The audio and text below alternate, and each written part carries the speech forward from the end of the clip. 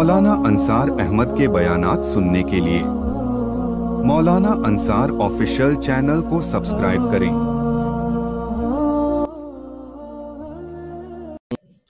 السلام علیکم ورحمۃ اللہ۔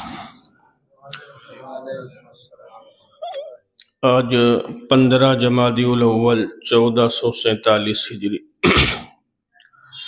الحمدللہ وکفی وسلام علی عبادہ الذین اصطفی، اما بعد فاعوذ باللہ من الشیطان الرجیم، بسم اللہ الرحمن الرحیم۔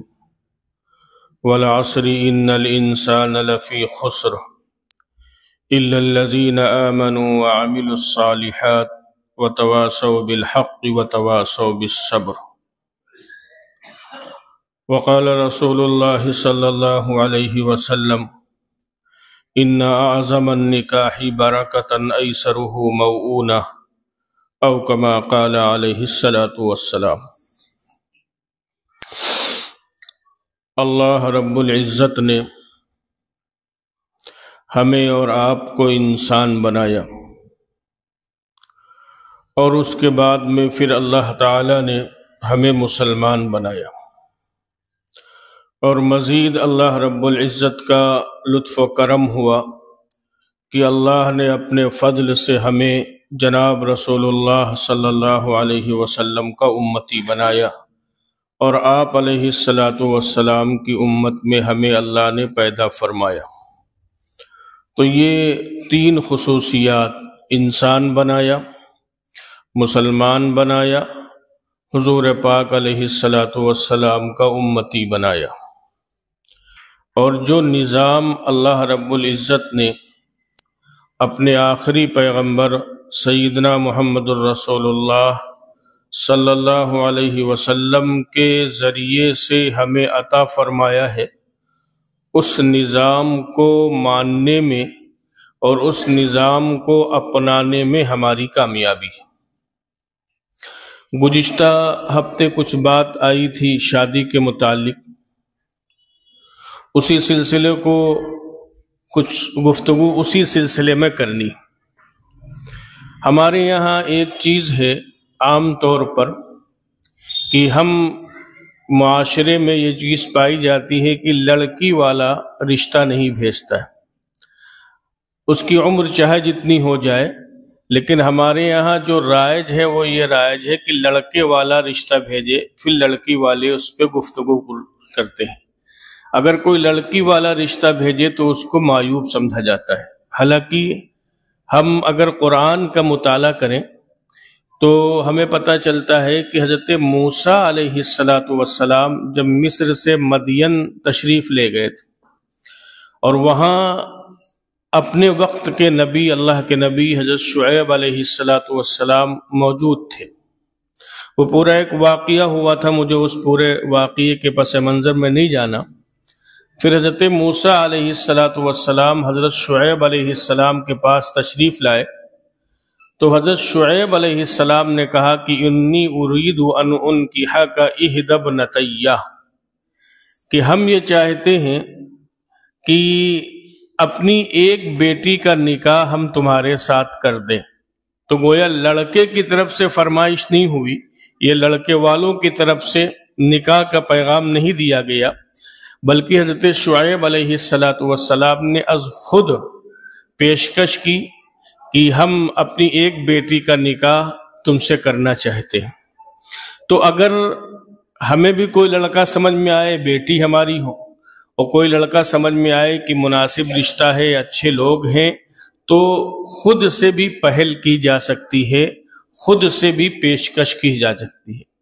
اسی طریقے سے آپ دیکھیں کہ جناب رسول اللہ صلی اللہ علیہ وسلم کا جو پہلا نکاح ہوا ہے حضرت خدیجۃ الکبریٰ رضی اللہ تعالی عنہا سے، تو حضور نے وہاں پیغام نکاح نہیں بھیجا تھا، بلکہ حضرت خدیجہ رضی اللہ تعالی عنہ کی طرف سے پیغام نکاح آیا تھا، اور حضور صلی اللہ علیہ وسلم نے اس کو قبول کیا تھا، اور آپ کا پہلا نکاح، پہلی شادی آپ کی حضرت خدیجۃ الکبریٰ رضی اللہ تعالی عنہا سے ہوئی۔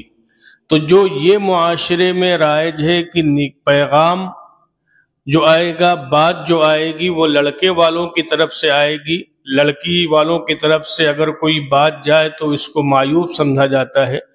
تو یہ ہماری رسم ہوگی، شریعت نہیں ہوگی، کیونکہ شریعت نے ایک ضابطہ بتلا دیا اور اصول بتلا دیا. اب اس کے بعد میں رشتہ طے ہو جاتا ہے. مثال کے طور پر تو ہمارے یہاں ایک نظام ہے منگنی کا، کہ منگنی کی جاتی ہے. شریعت کی منگنی کیا ہے اور ہمارے یہاں منگنی کیا ہے؟ شریعت منگنی جائز ہے، لیکن شریعت نے جس منگنی کو جائز قرار دیا ہے وہ منگنی وہ ہے کہ جب کسی کے یہاں رشتہ بھیجا اور رشتہ بھیجنے کے بعد میں انہوں نے دیکھا بھالا اور رشتہ قبول ہو گیا تو شریعت اس کو منگنی کہتی ہے. شریعت کی اصطلاح میں یہ منگنی ہے کہ رشتہ بھیجا گیا، ایک دوسروں نے دیکھا اور پسند کر لیا اور یہ ہوا کہ شادی کی تاریخ طے ہو گئی، تو اس کو شریعت کی نگاہ میں منگنی کہا جاتا ہے. ہمارے یہاں جو منگنی ہے تو اس میں دعوت ہوتی ہے، باقاعدہ کارڈ چھپتے ہیں اور اس کے بعد میں دونوں طرف سے لین دین ہوتا ہے. انگوٹھی کا لین دین ہوتا ہے، کپڑوں کا لین دین ہوتا ہے، زیورات کا لین دین ہوتا ہے.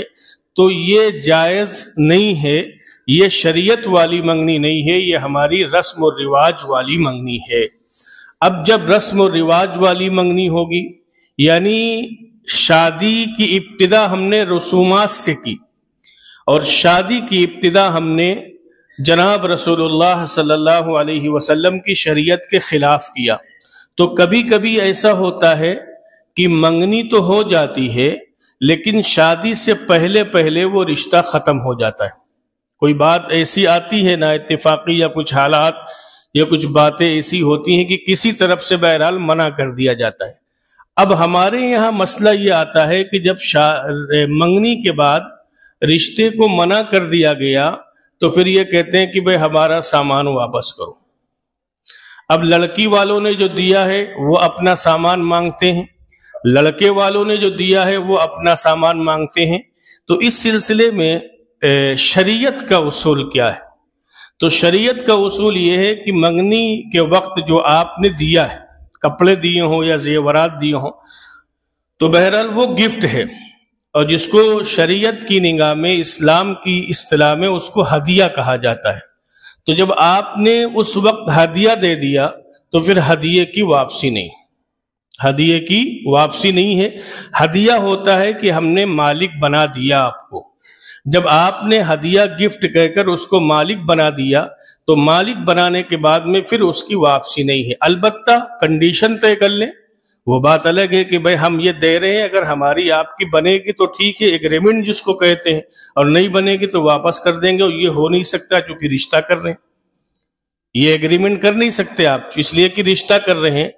اچھا، اس پہ بدترین معاملہ کیا ہوتا ہے؟ بدترین معاملہ یہ ہوتا ہے کہ لڑکی والوں کی طرف سے لسٹ جاتی ہے کہ ہم نے کھانے میں یہ خرچہ کیا ہے، یہ بھی ہم کو واپس کیا جائے. تو یہ وبال کیوں آیا؟ یہ وبال اس لیے آیا کہ ہم نے شریعت کے خلاف کام کیا، اور جب شریعت کے خلاف کام کیا تو دنیا میں یہ عمل ہمارا رسوائی والا بنا. تو اس لیے یہ بات ذہنوں میں رہے. ایک تو منگنی جو ہمارے یہاں رائج ہے یہ شریعت نہیں، جو جائز ہے وہ میں نے اس کی وضاحت کر دی کہ کون سی منگنی جائز ہے. اسی طریقے سے جو یہ واپسی کا ہوتا ہے، یہ واپسی بھی شریعت میں نہیں ہے. گفٹ ہے، گفٹ کی ہدیے کی واپسی نہیں ہوتی ہے، اور کھانے کے پیسے مانگنا یہ بدترین جرم ہے. بہرحال اس کے بھی احتیاط کرنا چاہیے. اب اس کے بعد مسئلہ آتا ہے نکاح کا، اور مسئلہ آتا ہے بارات کا. نکاح ہوگا تو بارات. کبھی کبھی ایسا ہوتا ہے کہ ہم بڑے بڑے اجتماعات میں نکاح کر لیتے ہیں، کبھی کبھی ایسا ہوتا ہے کسی دینی جلسے میں نکاح کر لیتے ہیں، اور کبھی ایسا ہوتا ہے کہ مسجد میں نکاح کر لیتے ہیں لیکن خرافات ساری کرتے ہیں.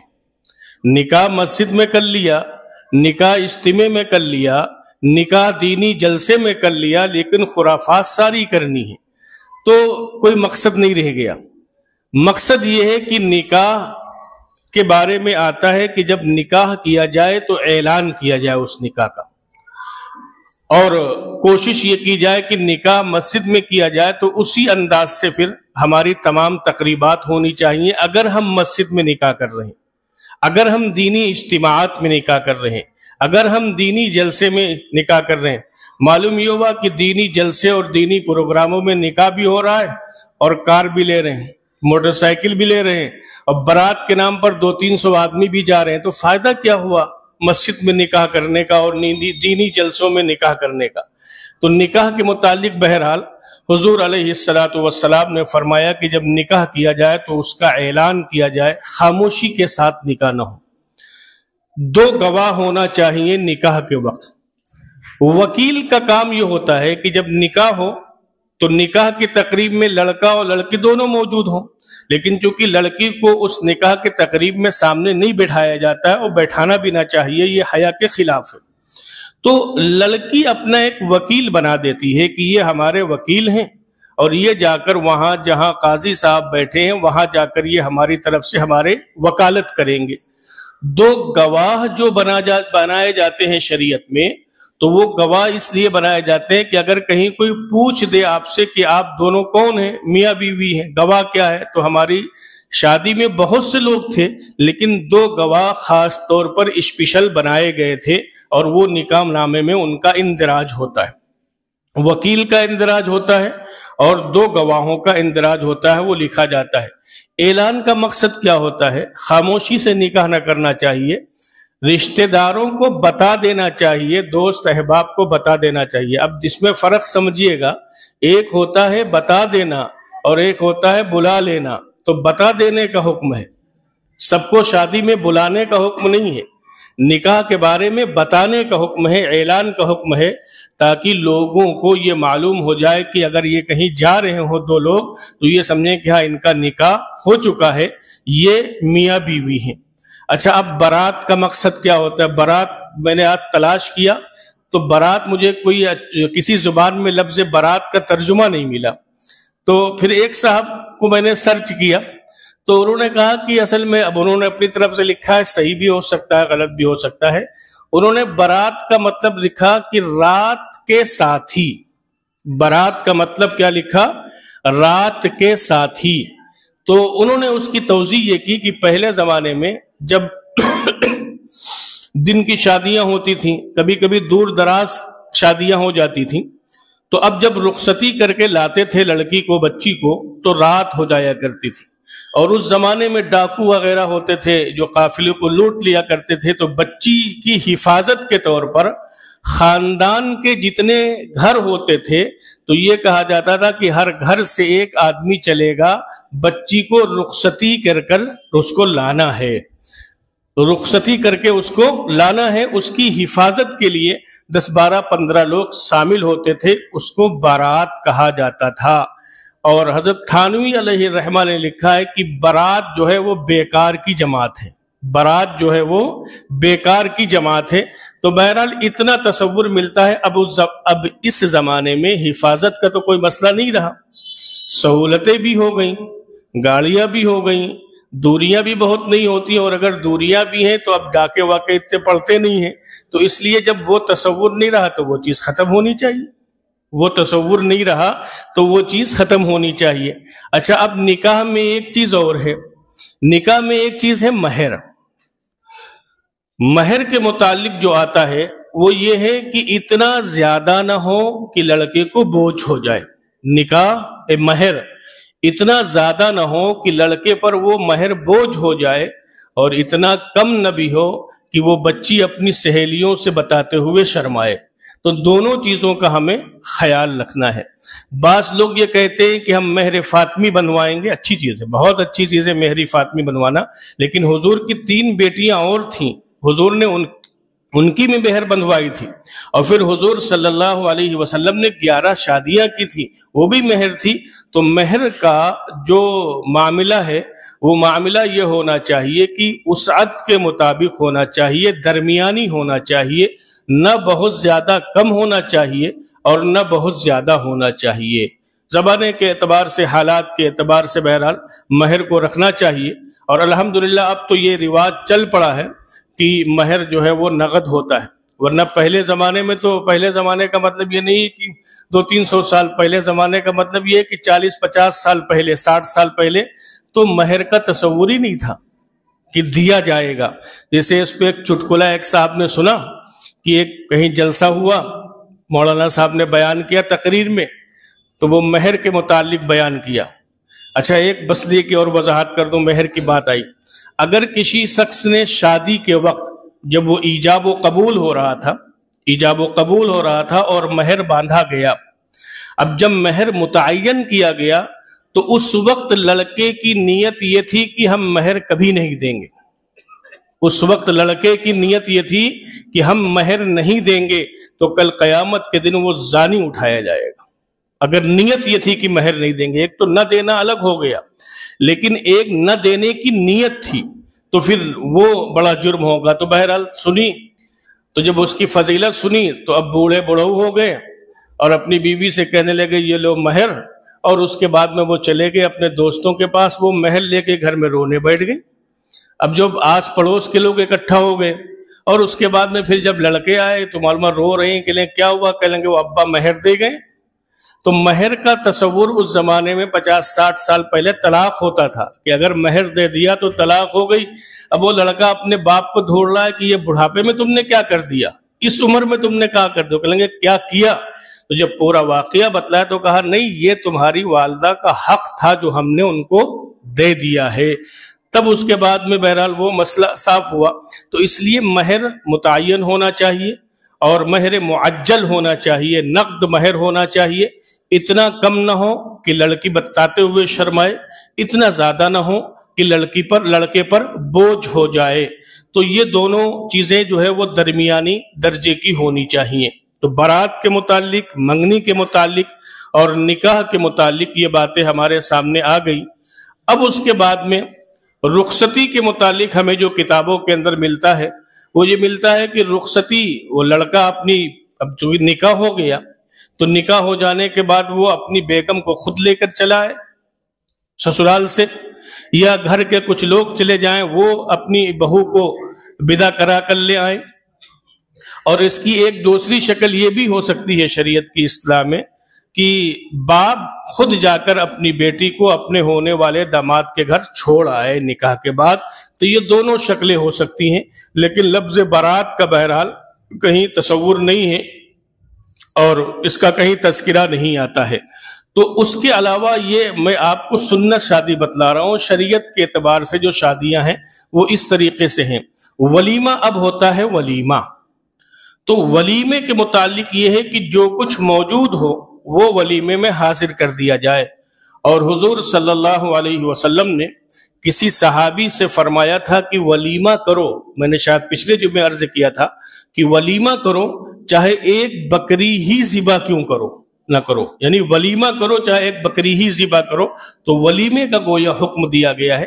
اب ولیمہ اپنی وسعت کے مطابق ہونا چاہیے.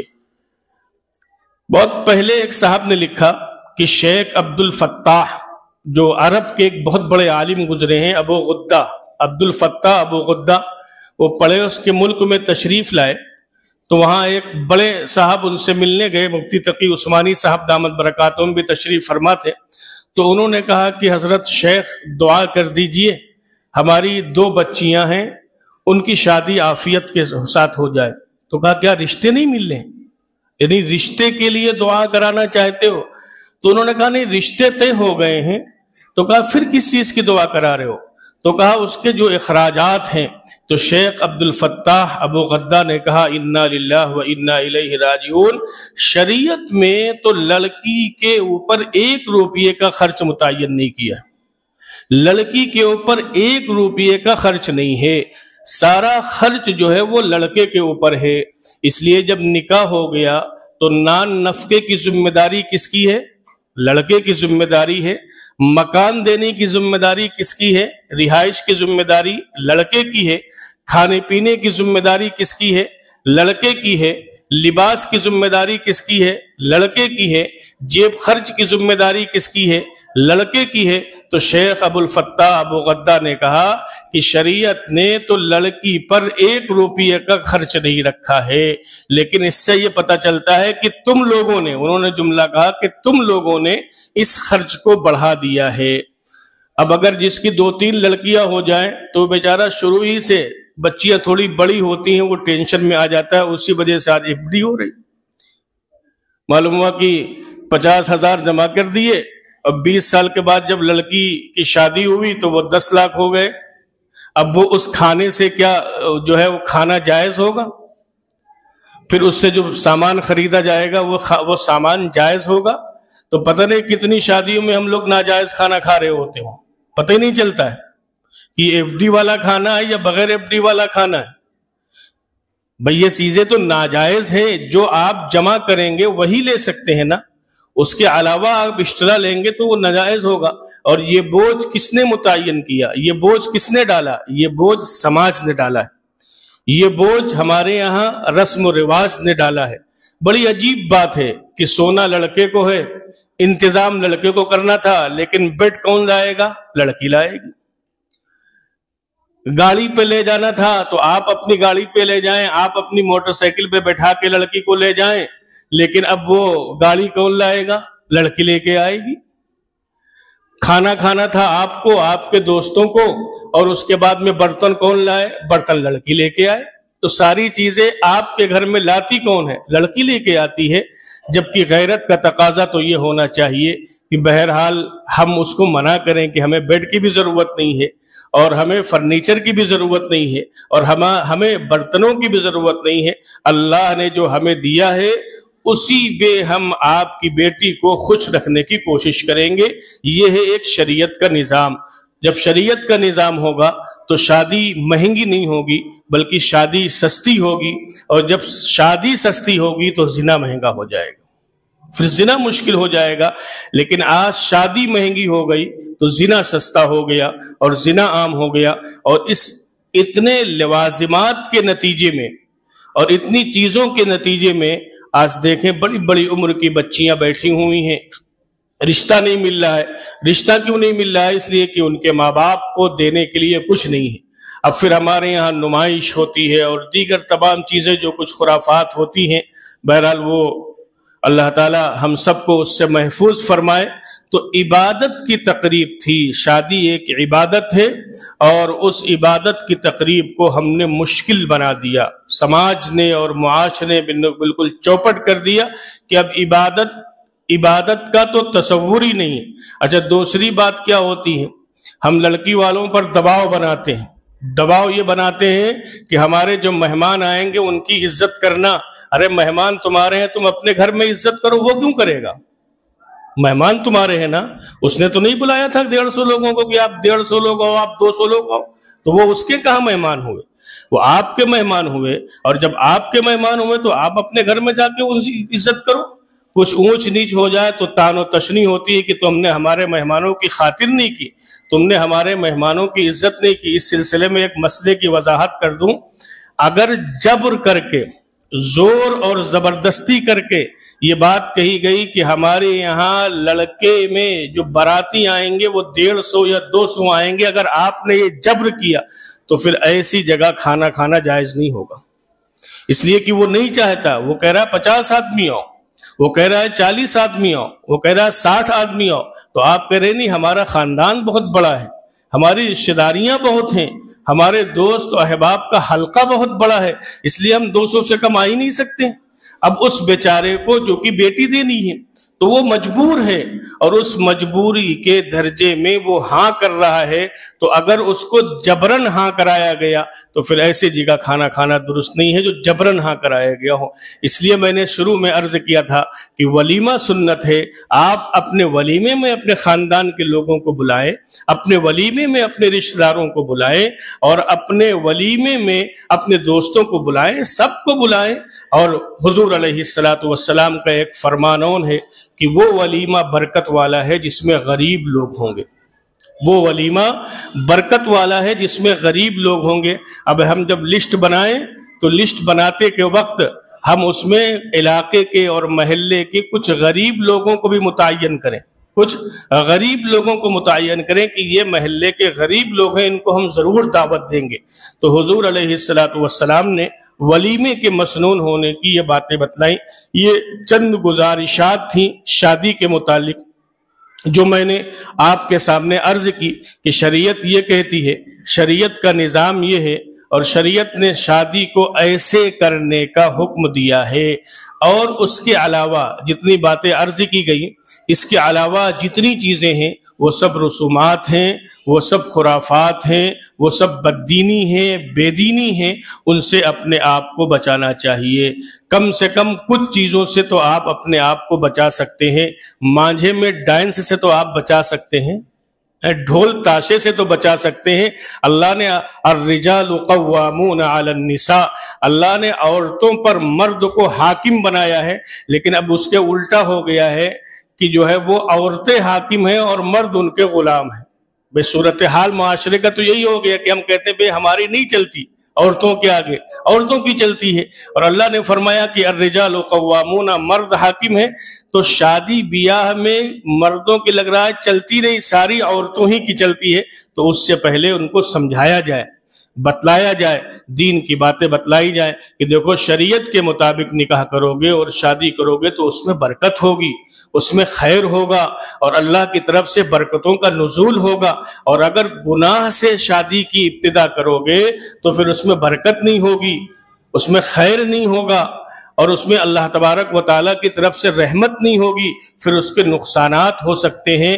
تو اس لیے بہرحال دیندار حضرات خاص طور پر کہ وہ کوشش کریں کہ ہم اپنے نکاح کو اور اپنی شادی کو آسان بنائیں گے، اور شریعت کے مطابق جو ہے وہ کرنے کی مانجھے کی رسم ہے، آپ اس مانجھے کی رسم میں بیان کرا دو، کسی خاتون کو بلا لو، عورتوں میں ان کا بیان کرا دو، اس سے پہلے کہ ڈھول تاشا بجے آپ ان کا بیان کرا دو، تو انشاءاللہ اس کی برکت سے یہ فائدہ ہوگا کہ ان رسموں سے آپ چھٹی پا جائیں گے۔ باقی جو کچھ ہو رہا ہو کرتے رہیں۔ اور میں نے پچھلے جمعے بھی کہا تھا کہ پنڈت جی نہ بن جانا، یعنی پورا گھر پیلا کپڑے پہنے ٹہل لاؤ۔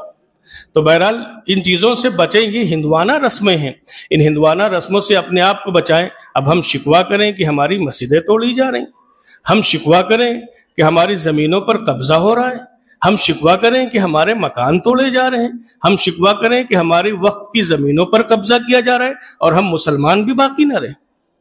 یعنی کوئی کام ہمارا مسلمانوں والا نہ ہو، کوئی کام ہمارا جناب رسول اللہ صلی اللہ علیہ وسلم کی شریعت سے میل نہ کھا رہا ہو۔ کسی صاحب نے کہا کہیں ایسا نہ ہو کہ اللہ ہمیں اس دنیا میں اس لیے پٹوا رہا ہے کہ غیر ہم کو مسلمان سمجھ کے پیٹ رہے ہیں، غیر ہم کو مسلمان سمجھ کے پیٹ رہے ہیں، اور قبر میں ہم جائیں تو فرشتے کہیں ہم کو اس لیے نہ پیٹیں کہ ہم مسلمان نہیں تھے، تو یہاں بھی مار کھا رہے ہیں اور آخرت میں بھی مار کھائیں۔ تو ہم کم سے کم ان تمام موجودہ حالات میں شکوہ کرنے کے بجائے اپنے آپ کو بدلنے کی تو کوشش کریں۔ مسجدیں توڑی جا رہی ہیں، یہ مکان بلڈوز کیے جا رہے ہیں، زمینوں پر قبضے کے پلان ہے۔ کیا ہماری شادیوں میں یہ پتہ چلتا ہے کہ ہم مسلمان ہیں؟ کیا ہماری تقریبات میں پتہ چلتا ہے کہ ہم مسلمان ہیں، ہم پیغمبر صلی اللہ علیہ وسلم کے ماننے والے ہیں؟ اگر نہیں پتہ چلتا ہے تو شکوہ بیکار ہے۔ پہلے ہم ثابت کریں عملی طور پر کہ ہم مسلمان ہیں اور حضور کے غلام ہیں۔ اللہ